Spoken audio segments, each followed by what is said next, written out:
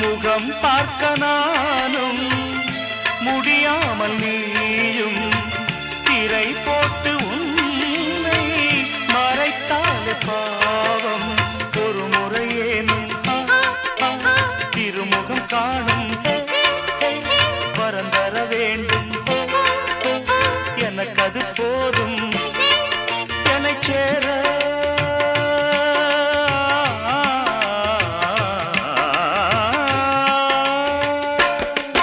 என்னை சேர எதிர்பார்த்து முன்னம் 7 ஜென்மம் ஏங்கினேன்.